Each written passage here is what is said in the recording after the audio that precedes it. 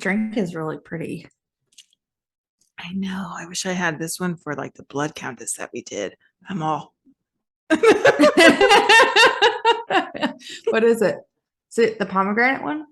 Yeah, so it's a pomegranate martini. It's really good. This time I didn't do simple syrup in it though. Because like after 2 martinis, I was like, it's too sugary. And so I tried it out without the simple syrup. And for me, I like that. But I'll include the recipe with the simple syrup in case people want it. So what are you drinking? What are you So eating? I attempted the key lime pie Oh, martini. nice. So I mean it's good. It looks I like a feel like lemon there's some meringue. I know. So I was hoping, which I don't know where I thought I was gonna get green from based off the ingredients. Well, it's But I was probably hoping it they would have probably like put dye in it. yeah. But I mean it's not bad, but I feel like there could be some tweaking because the one at the vintage place is like still way better than this. So I mean I could taste like a hint of like the key lime pie to it, but it's not like key lime pie exploding in my mouth, which is what I wanted. So I was looking at that martini glass online. I almost bought it. Isn't it pretty? It is super I cute. really like it. Because I figured, like, with all the ones that I sent you, like on Pottery Barn, I Yeah. was like, that kind of goes with our theme, you know? And so I bought pretty much like Death. one of each. Yeah. Death over drinks. So let's do All this. right. So the story of Jeffrey Dahmer. We wanted to do this story because of the new Dahmer series that came out on Netflix, which is really good, by the way. How far have you started watching it? Yes, I've tried watching it twice. And in those 2 nights, I have gotten 11 minutes into episode 1. That's how it is. Killing me, That's how it Smalls. is for me. Like I even came to my bedroom to try to watch it and I couldn't because Jace kept coming in and it's inappropriate for him. So I have to like totally stop it. And I'm like, oh my gosh, I can't even watch TV in my own bedroom. You need to watch it though. It's so disturbing. So I know. you know those movies or TV series where you're in the point of view of the bad guy, like the serial killer or whatever, and you're like almost rooting for them. This one is not the case, I feel. I'm just like, I want him to get caught at every second and every turn.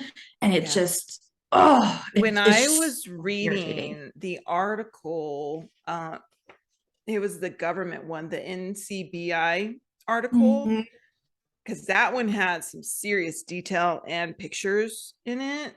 And I was sorry, but I was just like, oh my gosh, this guy,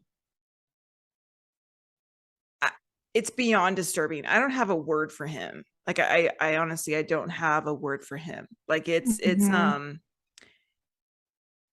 is so disgusting. And I start saying it, I know I'm going to steal your thunder. So I'll stop now. Well, so go ahead. Okay. Well, let's start from the beginning where, I think a lot of it honestly started, and that was when he was in the womb. And that was when his mother was taking 27 pills a day. And including like antidepressants, it was like growth hormones, progesterone, which progesterone is pretty common during pregnancy in general, but it was mainly like the antidepressants, and like 27 pills a day during pregnancy is a lot in general. So she was 27 pills. So a day during her pregnancy. And I mean, I know like progesterone is like a hormone, but what were the other ones? So it was like growth hormones, it was morphine, antidepressants. It was just a lot of different things, which obviously are not approved during pregnancy in today's time. In fact, they try to reduce. Then? Yeah, it was 60s? Back then. Yeah. So I think this one, and this was also around the time. Yeah, I feel like also around the time where they were drinking alcohol and stuff, but they didn't really know a lot of the repercussions of doing those types of medications or drugs, on what it had on the fetus. And so I think that honestly could have been an effect of what happened. I mean, we'll never know for sure, but in my personal opinion, I think that could easily well be like where it kind of started. In his own words, he did have a normal childhood and, he grew up in a good home. But then as he got older, he was taking weird interests in like taxidermy. I mean, I feel like taxidermy as a kid is a really weird hobby in general. So I heard when he was 14, he was taken to, wasn't it like one of those human body things? Yeah. And it was like the viscera. So like the organs, the shininess. Yeah. And I didn't know this, but apparently, because they compared it to like sex, right? Like men are more attracted to like those shiny objects. So that's why lingerie has like sequences on it or, something like that. Yeah. It's supposed the shiny to stuff. It's supposed to outline the readiness for a woman to be like ready to have sex. That's what, because like if you think about it, a vagina gets wet and their ergo gets shiny. Warning, so that people, there's the warning. Right? Graphic. Viewer discretion advised. We should have said that in the beginning. Viewer discretion advised. Dude, it's Jeffrey Dahmer. I know. I feel like if you're watching this, you're already going into it. If you Google that, caution. That's already a warning. Yeah. So, but yeah, and there's a word for it. I can't remember. I didn't really think we were going into that much detail, I know. So I didn't even bother to look it up. It just reminded me, but that's what really started it all, because he started to become attracted to that. But if you think about it though, like that's disgusting. I mean, when you're thinking about like on the insides of someone, like the organs, right? Yeah. I mean, it's like, I mean, if you're viewing it, okay. Because I did like biology and all that in college, and like I had to dig around in cadavers. That shit grossed me out. And I'm just like, dude, that turns you on? Again, what the fuck?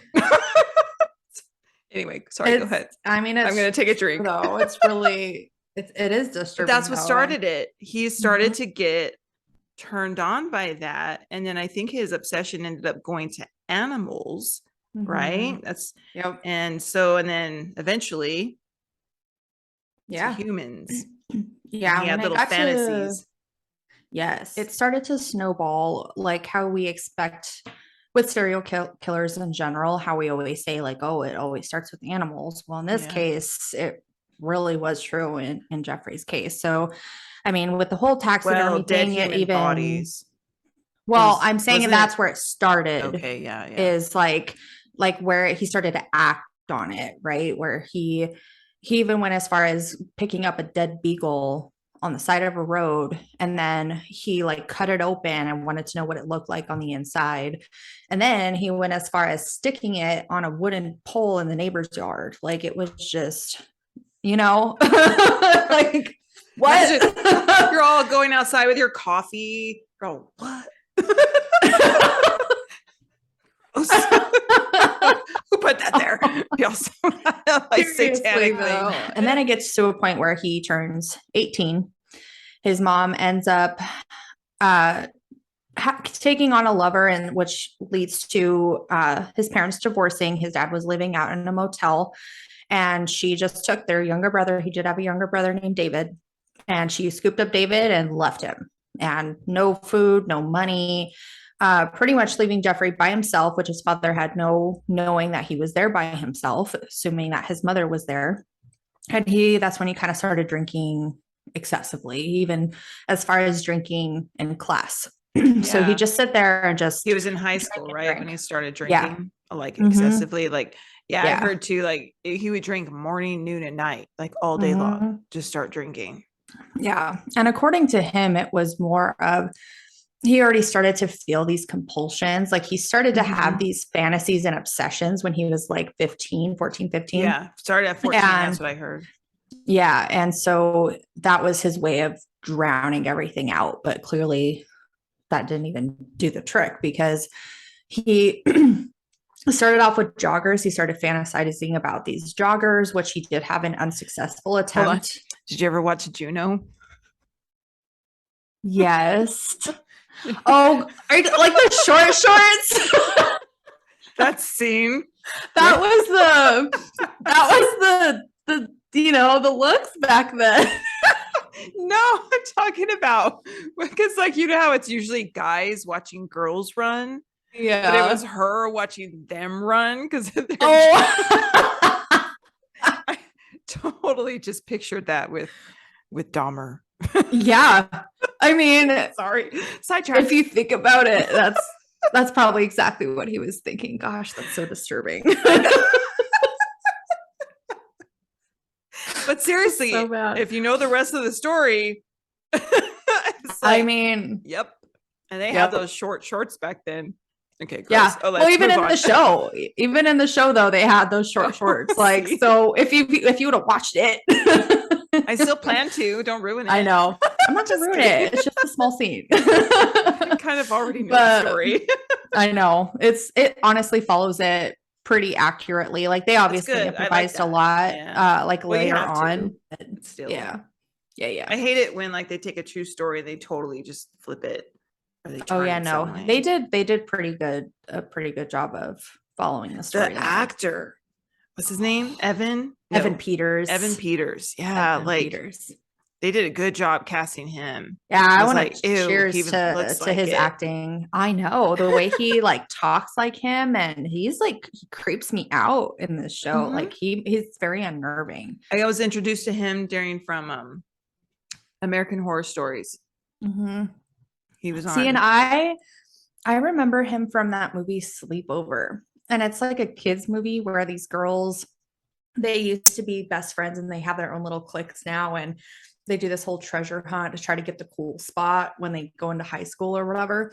And he is one of the dorky skater kids. Like he was just so cute and innocent back then. And now he's like every serial killer here and there, American Horror Story. You really fit this profile. Let's cast him.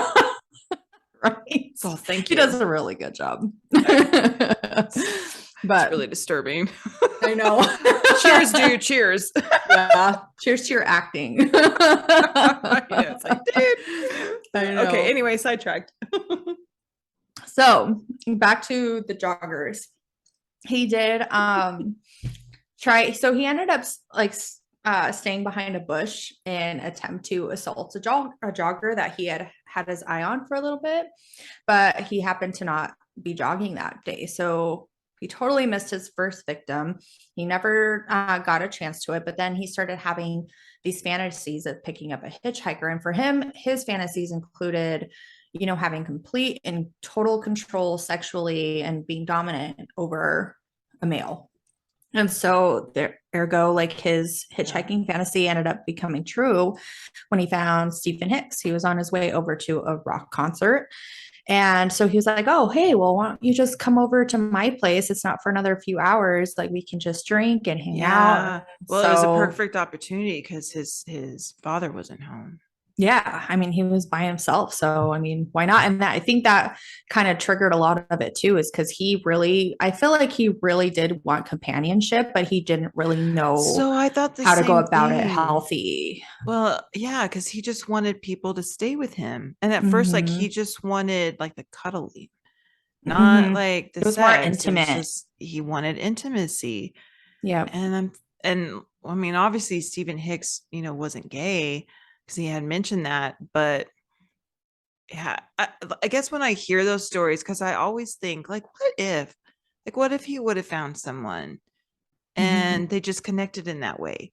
Like, would that have changed anything? Or would he still have those like obsessive thoughts? And then if that person wanted to just go off and do their own thing, like for a day or a night or, whatever, like, would that have clicked something in him to like do it? You know what I mean? Like, are people predestined to be fucking serial killers?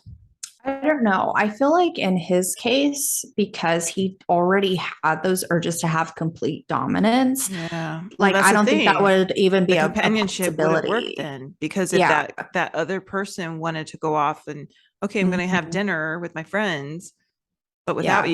you know what I mean? Like Right. normal people do, like, hey, I'm going to go out with Mhm. my friends tonight. Yeah. Yeah, Oh no.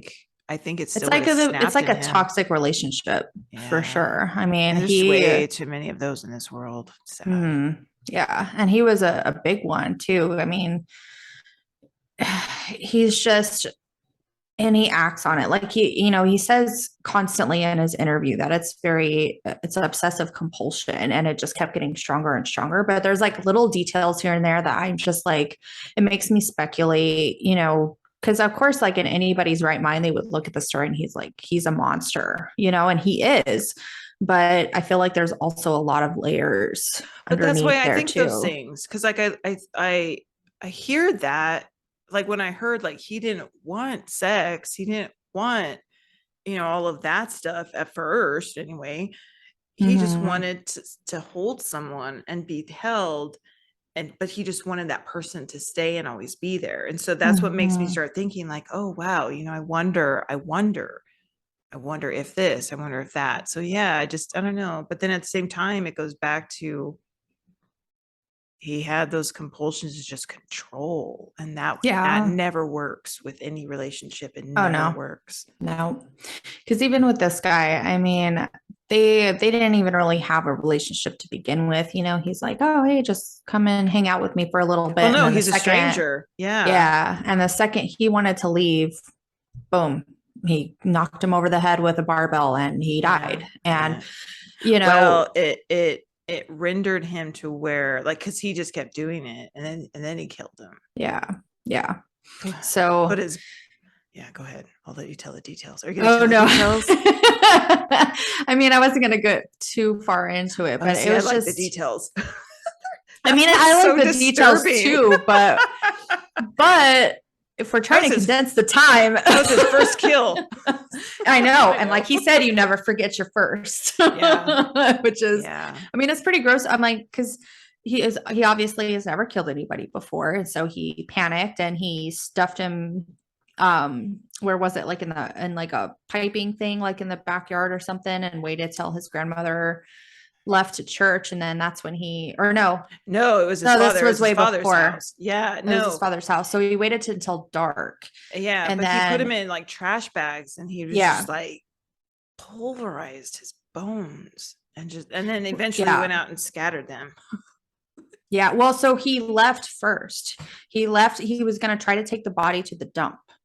And then this was where it was like the first close call, as they call it, where he panicked. And so he was trying to get rid of it. And he was driving down the road and he was so nervous that he was swerving all over the road and he got pulled over. And the cop said, hey, like, well, what are you doing? And he's like, well, my parents are out there getting a divorce and I just didn't know what else to do. So I started Yeah, is that mowing when the he was lawn and pulled these are over like and he had a lawn body in the car? clippings. Is that the one? Yeah. Uh-huh. Yeah. And it was just sitting right in the back seat and the cop saw it. And he's like, he didn't think much of it. He was just like, oh yeah, they're just lawn trippings or clippings. And so the cop pretty much was like, okay, well, here's a ticket. And so he just went back home. And then that's when he started to really pulverize the body. And That's that's when where he he was spread it like, all wait a over. second, I can do this and get away with it. Yeah. So I'll say it later. I'm getting ahead of myself because I have my theory on that too. I'm So, gonna mute my microphone because like I'm out of my drink. I need a shake. Shake and pour. okay. Go ahead. Okay. Continue. All right. So after this had happened, he, his father enrolled him into college. Which he ended up only going there for one semester. He failed miserably and had a 0.45 GPA. So, well, I mean, he wasn't going to classes, he wasn't doing anything. At that point, his father was pretty much fed up with him. And then he enlisted in the army. He's like, well, I'll just go into the army. It'll solve all my problems. His No. father really encouraged that. His father wanted him to Mm-hmm. go into the army. Yep. So he did enlist. And back in 1981, he was honorably discharged, which they say it was mainly for the drinking because of his drinking problem. And Just to be clear, then because I think you kind of cut out. It sounded like you said honorably, but it was dishonorably I discharged. thought it was honorably discharged I thought because it it wasn't was- anything. I thought it was dishonorably because of drinking. Okay, we'll throw up a little correction just to be sure. Okay. Yeah. But then later on, two victims actually did end up coming out saying that Jeffrey Dahmer did sexually assault them, drug them, and sexually assault them. And of course, at the time, you know, they didn't want to come forward. And who would at that point? You're in the army. Who wants to willingly admit that you have been sexually assaulted by another male? Yeah. And so, especially in those times where it was still, you know, almost frowned upon to be gay. I mean, even Jeffrey Dahmer admitted himself that he was ashamed of being gay and attracted to males. So, Yeah. but in that case, too, it's not, you know, obviously you hear more of women being raped and even women don't really come forward as much. So I feel like it was even more shameful for a man to really come out and admit that they had been sexually assaulted. So, Yeah. but they did eventually come out. But at the time, that wasn't admitted. And even Jeffrey Dahmer himself, I don't think he even mentioned it either, which was kind of odd. But so going forward, after he got let out, he moved in with his grandmother and he didn't have another killing for 9 years. However, before the killing, he did actually get arrested in August of 1982 for exposing himself at a state fair. So there was another kind of close But call. he said he was just peeing. I don't think so. I'm sure that's what they all say. like, right? Like, why would you? They have porta potties for a reason. I know. Go behind a bush or something like a normal person. Like, you're not going to pee in front of everybody. In the mesa. Just kidding. Right. Yeah. not just people in New fair. Mexico in the mesa, in the desert. The side of the road. Right. So, it led to when he moved in with his grandmother, it was little things like he did try to do like the whole pornography thing. That wasn't doing it for him. He even went as far as stealing a male mannequin from a retail store. Yeah. And that he said it seemed to satisfy him for a little bit because that's what he would do. What he really wanted to do was just lay there and pretty much like he would pretend it was someone. Mm-hmm. Right. And then his grandmother found out and disposed of it. Was like, no, you're not going to have this. So not too long after that, he ended up taking his next victim. So this is 9 years later after his first, and this is Stephen Tuomi, 24-year-old. So before this time, he actually, because he was going to the bars, he was going to what's known as the bathhouses, and he ended up getting banned there because sure enough, he started drugging people with halcyon, and it was like a routine for him. He would go meet somebody at the bar or the bathhouse. They would go get a room and he would drug them, do whatever he wanted to them. He would give them up to like 5 pills. Mm-hmm. Oh, yeah. And there's a part of me too, when I heard that, I was just like, can you not taste that? Like, have you ever chomped on a pill before? Like, it is disgusting. Mm-hmm. And so, you know, he's over there like crushing it and putting it in a drink. And I'm thinking, I would notice, I would hope. But it also depends on my drink. It would also depend on how intoxicated they already were. That's true. That's true. Because I know when I'm to that point, I'm like, oh, it's a drink. I don't care how shitty it tastes. I'm going to drink it. You know what I mean? It's almost like your taste buds change. But that's very true. And that's probably how he was casing them out in a way. Because like even just buying them drinks and getting them drunk and then probably putting drugs in their drinks. Yeah. Exactly. So, you know, he takes them to these places and guess what? He messed up again. So this is like the third time where the guy, they had found one of his victims all drugged up and left in the room, who was unconscious, and taken to the hospital. And they figured out what Jeff was doing. So he was banned from all the bathhouses. Yeah. So he was completely banned. So that was another thing where it's like they knew what he was doing, but nothing was was done about it. So then he ends up taking Stephen Tuomi to a hotel because he's not allowed in the bathhouses anymore, and where he goes to drug him, but then accidentally drugs himself in the process. And so then he ends up passing out, wakes up, and Stephen Tuomi is beaten to death. I mean, his chest is caved in, he's bruised up, his ribs are broken, his face was, bruised up as well. So, and he was dead. He beat him to death, and he had no recollection of doing so. But again, he just goes right back to, oh my gosh, like I'm in this situation, I need to get rid of the body. So what does he do? He goes to grab a suitcase, stuffs him in the suitcase, and he ends up putting it in the basement, and like the fruit cellar of his grandma's house. The fruit cellar. Yeah. So he stuffs him in there. A week. He leaves him. Yeah. So gross. Because he calculates it, right? Because he knows when his grandmother goes to church, and he waits in that, and he knows when the trash is coming. He has like 2 hours to get rid of it. Mm-hmm. Yeah. Yep. And so he dumps it in the trash. The trash takes it, and all right, his hands are wiped clean, like it never happened, right? So then it just continues at that point.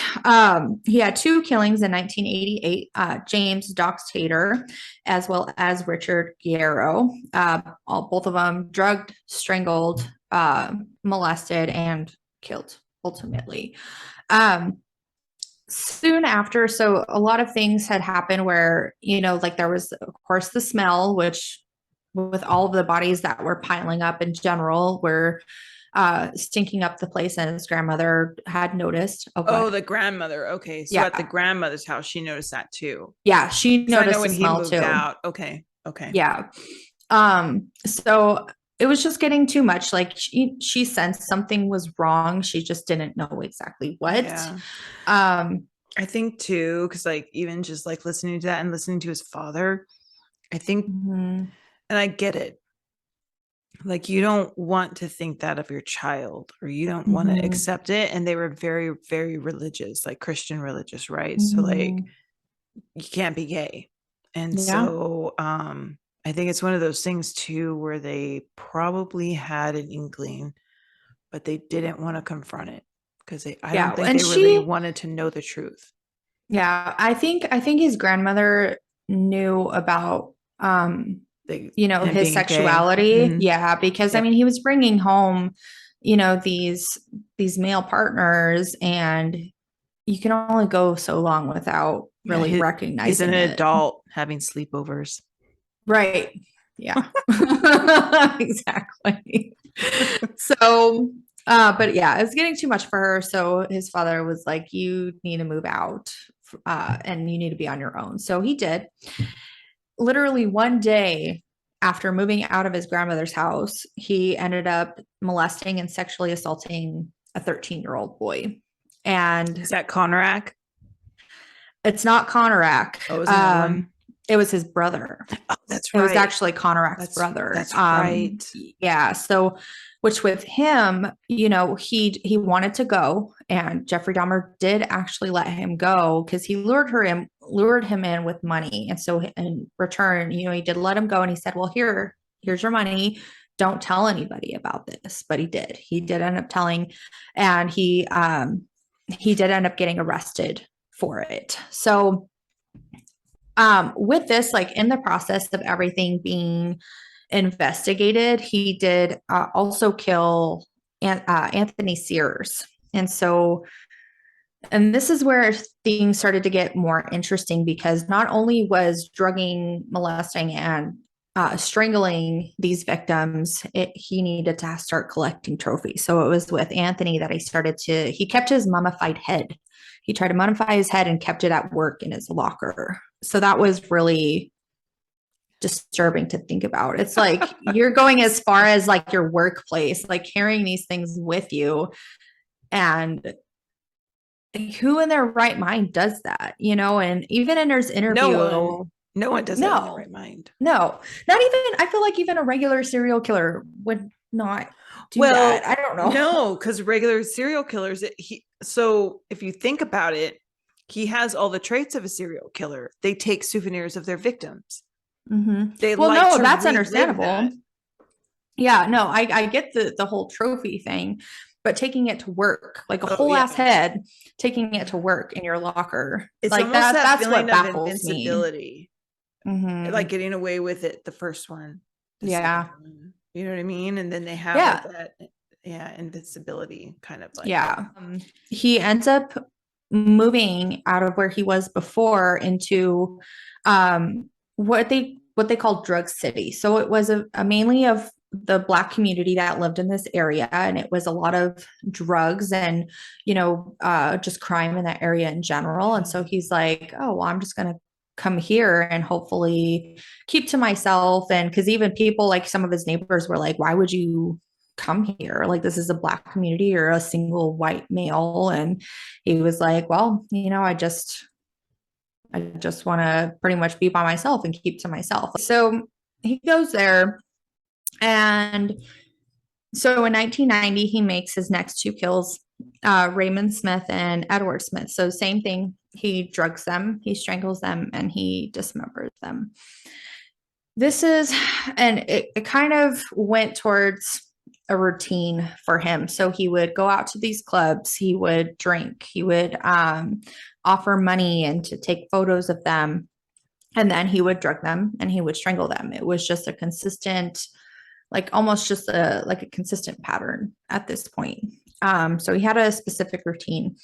In September of 1990, he met Ernest Miller. So he was a little different. He ended up stuffing his body in the bottom of a filing cabinet drawer. Yeah. And this is where he starts his cannibalism. He takes his heart as well as his bicep muscles and he stores them in the freezer. He cuts them into fillets. Mm-hmm. At least that's what like the police said that they found, like they were cut into like fillets. Mm-hmm. Yeah. Oh, they were very neatly cut and packaged, like really preparing to be consumed. Yeah. Excuse me. So are you gonna discuss how he said it tasted? Just wondering. That it tasted like beef. The tenderness of it. He like, yeah, it was like filet mignon. Yes, and he was just like, it was like the way he talked about it, you can tell like he was just reminiscing, and it was so glorified for him because of how tender it was. And it was like, to him, it was like, you could tell it was like the best thing ever. Mm-hmm. God, that part. Well, I mean, he compared it to filet me. mignon. Yeah. I'm like, now I'll never look at filet mignon again. Not that it's going to stop me from eating it, but I will always probably think of that.